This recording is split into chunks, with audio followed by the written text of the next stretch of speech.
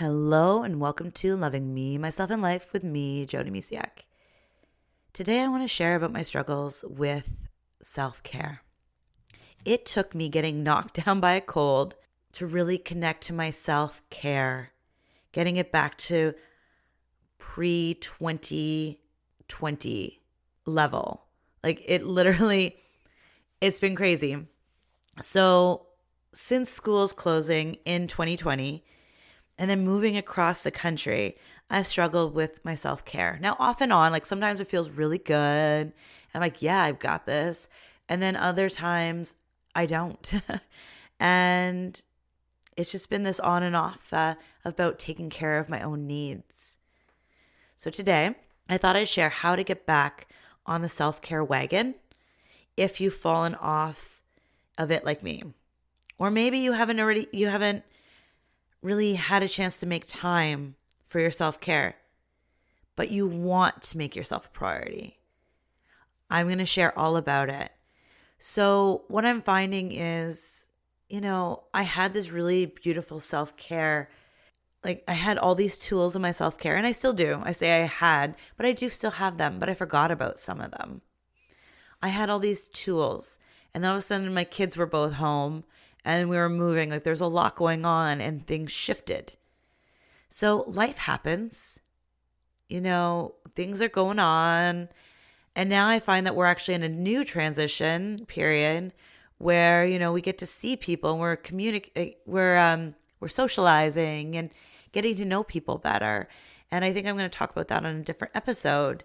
But the thing is, like, we're now, at least personally, I'm in a new transition where, it was pretty much just my family and I, the four of us and our two furry kitties, figuring it out here on the West Coast, finding our new footing. And all of a sudden, we get to see new peoples and get to know new people and have friendships and just really good times. And so self-care, again, is, getting wishy-washy at the best. So let's get right into it. I don't always share the how-tos or whatever on here. I really try to share a story. And sometimes I do share techniques and things like that. And today I felt called to do this, sharing techniques. So if this is speaking to you, I highly recommend you grabbing a pen and paper or grabbing out your phone and taking notes, or just, listening and then taking notes later, whatever works for you.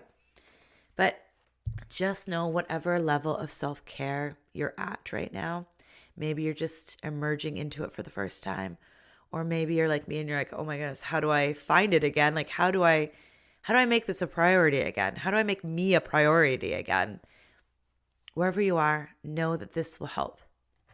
So the first big one is realizing what you need. And I'm going to share there's 8 different areas of self-care.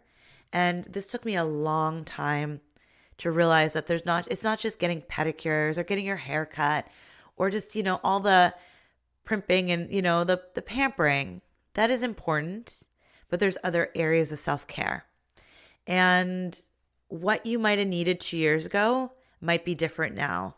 The other reason I've struggled with fitting self-care into my life here is I found that I needed more mental care. I needed to really slow down and listen from within, but I needed a lot more time to do it. One of the most consistent things I've done for self-care is meditating and yoga. They've been working really well for me. However, a couple of years ago, that might have been enough just to feel good. I found that lately, over the past 2 years, I've really needed more, to go deeper, to slow down more, and journaling's really helppful. But sometimes it's like, I don't have time for that. Like, right? We sometimes feel that we don't have time to slow down. So that's been my big struggle. But like I said, getting knocked down by a cold has really helped me because I was like, how do I get rid of this as fast? Like, how do I heal this as fast as I can? And I reconnected to my rebounding practice, which is, it's a mini trampoline for fitness. And getting on there and jumping, like even 10 minutes a day helps. And it's so good. I did that. I used to have it in my office back before we moved. And I would jump on it for 10 minutes before, podcasting or writing emails or even working with clients. Like I had all these, like I said before, had all these tools and I kind of forgot. So my mini trampoline was sitting in the garage, luckily in a bag, but the bag was collecting dust. So here it is. It's brushed off and it's in my office and ready to go. So we have so many different things. But like I said, what you needed 2 years ago or even a year ago might be different now. And this isn't just because of life or like worldly events. This is just because we change and grow as well. Like my self-care that I needed when my son was a newborn is different than it is now. So it's just figuring that out. So let's get into that. Okay. So like I said, self-care, I've broken it into 8 parts. And you can think of it as a tree, or you as a tree, always changing and always growing. Self-care is how you take care of it, or of you, really. So it has a loving environment to thrive. And that's really what it is. And what I find is if I feel off balance or something is feeling off in my life, it means that one of the areas of my self-care I'm lacking it. I'm not focusing on it. And like I mentioned before, I did a lot of things in one area. And I was like, why is self-care not working? What is going on? Why is this I'm doing all these things for me, but I didn't feel full or really fulfilled. So let's break it down. So the first area of self-care is emotional. And then you have mental, pleasure, sensory, support. That was one I was missing a lot of. Physical, spiritual, and social. So now before you're like, what does that all mean? Let me help you with that. So the first one's emotional, and that's reading something inspiring. I would always have a book on the go. I haven't been doing it as much. I'm getting back into it now. But before, I always had an inspiring book on the go. And it's just something to read when I had a free moment to really just inspire me or keep me motivated and really keep me focused on where I'm going and not where I was. Like just really uplifting and just help me along the way, especially when things are going, sideways. Journaling, and that's really amazing to get your emotions out on the page. Just even connecting to like how you're feeling. Maybe you don't even know. And where you're starting on your self-care, you might want to grab a journal and be like, what do I need right now? And that's a good start. Or you can write down your tree and branch it out. And I'll get into more techniques later. But journaling is really helpful when you don't know what you're feeling or what's going on, or you just want to get your emotions out on the page. Really, really good. Affirmations, really good, a way to change what you're thinking into something you would rather think. And it's just a really good way of, changing your negative thoughts to positive. Do something just because it makes you happy. We can get caught up in our to-do lists and things like that, and we forget about joy and having fun. So doing something that just brings you joy, having a good cry, putting on a movie that makes you, laugh so hard you cry, or just, it's emotional, so it makes you cry, whatever works for you. Breathing exercises, and that breathing really helps with stress. Just even connecting to your breath, like just being mindful of how you're breathing can really bring you back to the present moment. And a big one that I've used, and someday hopefully I'll teach it sometime, but that I was using a lot, but then I kind of forgot, and then I've picked it back up recently, is tapping. So EFT, emotional freedom technique. So those are just a few. There's so many more, I'm sure. Like you can draw in there, like anything. There's adult coloring books where you're just changing what you're doing and being mindful and things like that. So anything that just kind of goes with your emotions. The next category was mental, or is mental. So reading again, you're going to find that some of these overlap. And that's great because then you don't have to focus on all areas of self-care all the time. Some of them overlap. Learn something new, change up your routine. And that could be your self-care routine. It could be your walks in the morning or in the evening or whenever, your drive from work, what you're eating. It can be so many different things. And then unplugging. Unplugging has helped me in so many ways. It's just having a day where you're not on social media, not checking your email. Oh, it's so good. I haven't had one of those in a while. Actually, I guess when I was sick. Anyways, unplugging, super, super good for your mental and just so many things. So great. And learning to say no. And, we sometimes say yes to so many things and it mentally exhausts us. And then also, again, tapping. Again, overlapping. And then in the next category is physical. So moving your body, going for a walk, yoga, going to bed early, napping, feeding your body like delicious, soulful foods, pampering yourself. Like I talked about, like that's what a lot of the ones I was doing where, I'd give myself a manicure, all these little things, to do for myself. Mud masks, those things. Get out in nature. Take a deep breath. And then the next category is pleasure. So go on a holiday, daydream, wine tasting, do something you love. So just something that you're like, oh, I don't have time for because, you don't think that really matters. But if it brings you joy, it matters. It helps you fill your cup up. And the next one is spiritual. So meditation, random acts of kindness, donate to charity, pray, journaling, volunteering, giving back to other people when we're not feeling good takes our focus off what's going wrong in our lives and helping bring some awesomeness to somebody else. And it's really, really rewarding for ourselves that are doing it and for the people receiving. It's a two for one kind of deal and it's beautiful. And then there's reading as well. Like there's different books that can really be around spiritualness. And yoga, that really helps you. You'll see yoga in a lot of different things because it slows us down and we're being more mindful of our bodies and our minds, and it just brings it all together. And our self-love practice, what I call like a deeper understanding, like getting to know ourselves better. And a lot of these things that I list can be things to help us with our self-love. But it's just understanding what your self-love practice is to you. And only you will know. And then next is sensory. So anything that like kind of, entices your senses really, right? Listening to music that calms you or even like it motivates you and like, yeah, like I find when I'm having a hard time, I'll just throw on some music that really makes me feel good.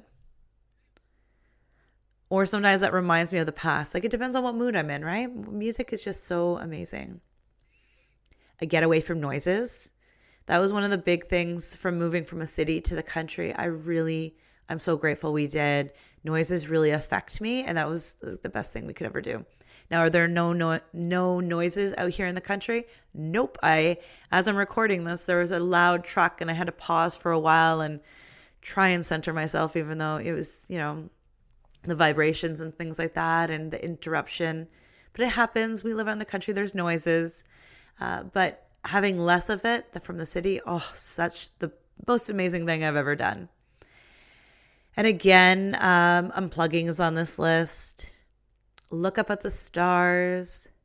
Again, get out in nature. Watch the sunset the sunset or rise, and use essential oils. It's just beautiful. I always have essential oils going on in my office because of scents as well, right? So touch, feel, hear, like all your, even taste, like if there's something that really, like a delicious tea, like having your favorite tea. And next is social. And like I said, this was one that support was one I had, but social is also one I sometimes lack. And over the past 2 years, this is one that has like suffered greatly because of the move. So there's date night with your partner, girls' night, make plans with your family or friends, and smile at others. So social looked a little different. It could be now FaceTiming with people and, writing letters to people, but that's still, you get to write. But for me, social is, face to face, or at least having a phone call with a loved one or somebody that, you like to talk to. And support. Like I said, this was one that I had a huge, huge hard time with. And it's just asking for help, knowing when you need help, not trying to do it all on your own, and creating a supportive network around you. So a great way of doing this is making a list of different people to talk to when you need support. Or like if you need guidance, like other people that you need guidance, or like just a shoulder to cry on, someone to listen to. This could be reaching out to a coach or a therapist, whatever works for you. Same with emotional, is working with a coach or a therapist. Emotional is actually one of the big things I do with my clients, is working with the emotional scale. So different areas have different things, but just doing things that you love. And I started this with sharing about my challenges. And one of the biggest challenges I have is I've done some of these other things on my list, like get out in nature. So I live by the ocean. I can see it from my home. The beach is a quick walk from our house. And we live by this beautiful temperate rainforest, something I never imagined in my life, like walking through and looking at the moss growing and just it's the ferns, just everything's green year round. And in fact, that's actually when my family would have colds throughout the winter, I would like take them and rush them to the forest to breathe in all that green, beautiful moss and things like that. And it's so different than what I was experiencing 2 years ago. So here I am filling my cup up of nature and water and things that I was longing for before we moved. So it's like I said, self-care is constantly moving and changing because we are.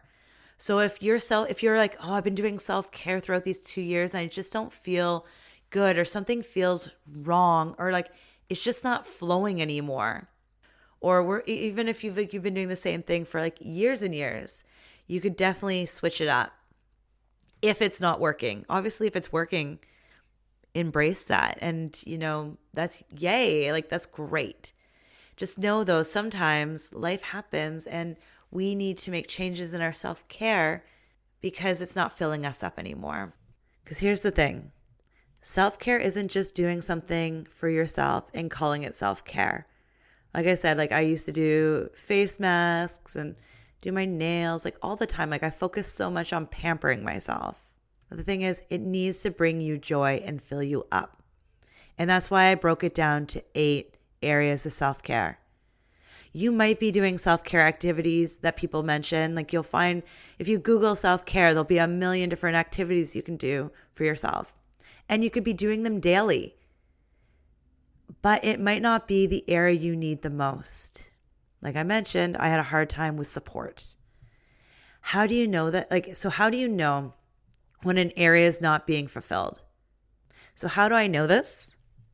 Because I've been there and I still sometimes put more love in one basket when I need to be focusing on another. Like I mentioned with being out in nature, I spend so much time out in nature now, but there's other areas that are taking a back seat. And I think that's one of my biggest struggles for moving across is like I went from living in a city, being, an hour and a half from really good from a beach, to literally being surrounded by water and forest and all things nature and beautifulness, things I really wanted. And one of the reasons we moved. And some of the other areas kind of took a back seat because I've been spending so much time out in nature. Now, that doesn't mean I can't work other things in and be out in nature. It's just finding a new balance in my life. So like I mentioned before, I was focusing a lot on my self-care around my physical and mental life. But what I needed most was to get out and be social. So I've had those moments before, and I had them these past 2 years. And then the fun thing is, though, sometimes I just need me time, like just quiet me time. Like everything in life, it's about balance. And that includes our self-care. So that is how you find balance in your self-care, is making sure, you touch on all 8 areas, not like every day or not even every week, but it's figuring out what you need now. And what I said, like, you can sit down quietly, take a couple deep breaths in, grab your journal if you need to, and just ask yourself, what do I need right now? And a couple different things you can do to help you with this. It doesn't have to be fancy. It can just be a sheet of paper and you put like 8 squares in it, or like break it into 8 pieces, really. And you put the category on each one and then put 3 or 4 activities under each one for you that makes you feel good. Like I could have mentioned something and you're like, oh, that doesn't feel good to me. That doesn't feel right to me. I've tried this and it doesn't work. Whatever works. The most important thing when you're talking about self-care and figuring out what you need is doing things that feel good to you. So they were just suggestions, and it's just finding something under, and try for at least 2 or 3 under each category. Because here's the thing, at least being a mom, I mentioned this to my husband before too, because he, does a lot, and then all of a sudden he'll have some free time, like I'll take the kids out, or he'll take the kids out, and then I'm left, or he's left with like, oh, what do I do with my time? Like, and then normally, what is the first reaction? Doing something around the house, getting the dishes done, or catching up on chores that have been, kind of forgotten about a little bit. And at the same time, that's probably when we should be taking care of ourselves. So it's writing down all the things that you like to do that make you feel good in all these areas. So if you find yourself with a free moment or two, or a half hour to an hour, you can focus on doing something that makes you feel good instead of wondering what you could do. Because I've had it before where my husband's like, oh, I'll take the kids out. I'm like, oh, okay. I'm like, yay. And then I'm like, what am I going to do? I have so much I can do. And like I said, I've done dishes before, or I've done, just different things. And instead of just taking care of me. So having a list is so important to lean on, because life happens and all of a sudden you might have a half hour, an hour, and using that time to think about something isn't great, because then you use it all up figuring out what you're going to do instead of doing something for you. So figuring that out, and then making time for you. Maybe this has been a challenge for you. And my biggest thing I tell my clients and anybody that will listen is, I talk to moms and stuff, and all this time, like if they're having troubles fitting in themselves into their day, is you write out your day, your week. And it doesn't have to be like crazy details, just like point form. Don't stress about this. Just your day, your week, or your month, depending on how different each day is, and look at it. And then circle everything that's been on your list of things that bring you joy. So, if you made a list of all those 8 categories, and if you didn't, that's okay. Highlight or circle things that make you feel good on that list of your day, your week, your month. How many are there? If there's not many, then it's time to figure out what I like to call time leaks, where it's time that is just kind of wasted, no blame, no shame, just realizing I was like, oh, I could change this, and then I'll have so much more time in my day. So it's, maybe not being on social media as much, only looking at your phone at certain times. Like you can even put an alarm on it. So it's like, oh, I'm only going to check my email and social media at this time for a certain amount of time. Like if you're a scroller, I used to be on social media so much to the point I'm like, no one posted anything new. That was back before, like, I think Facebook would only show you so much. Anyways, I was just like, that was a big eye opener for me, that I was looking at it so much. I'm like, I could be doing something different with my time. And that's when I picked up a book instead of my phone. So it's finding little changes. And like I said, checking your email only certain times a day. And there's so many different places that we could be looking at. And it's all your own experience. Like what you find brings you joy might be different than what brings me joy. Having an unplugged day is a really good way to open up some space in your life too, to see how much time you've actually used surfing the internet, looking at social media and emails and stuff like that. Also, it's figuring out like TV watching. Now, I have nothing against TV watching. I enjoy a good TV show now and then and a good movie for sure too. But I know when I don't want to face something, that's when I start binge watching things more. Or like I just don't really want to face reality.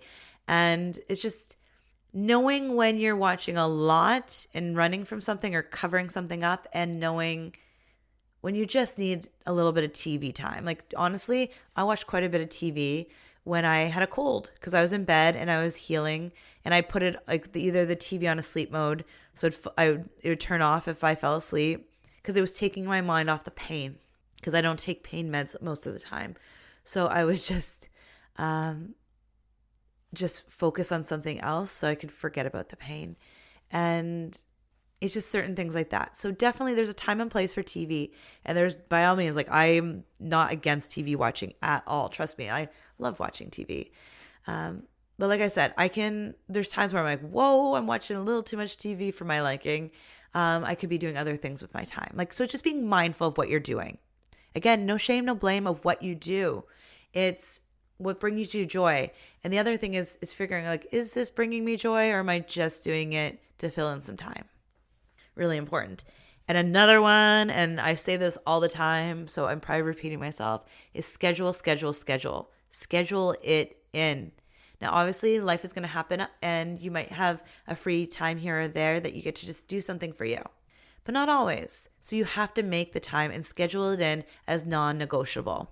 This was really tricky when my son was home last year, because I used to do myself like a lot of stuff for me when the kids were at like school or daycare. So I had it where my husband would take the kids out of the house twice a week after he was done work. So I had my husband take the kids. Now, part of that was working last year, but the other part was finding like a balance of doing something for me. And actually, I used to have it where the kids and I would have a movie night on Friday, and they've actually loved going grocery shopping with my husband now. So I'm like, oh, okay. So I actually have a Friday evening now where my husband goes and takes the kids grocery shopping, and I have, or I should say afternoon, sorry, not evening, afternoon.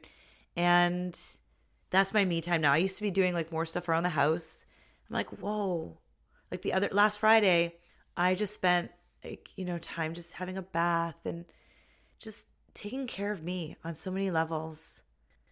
Okay, so just to sum up what we did, self-care is, like I shared last episode, is not selfish. It's necessary and essential to having a really, just putting your best foot forward, bringing your most authentic, loving self out into this world.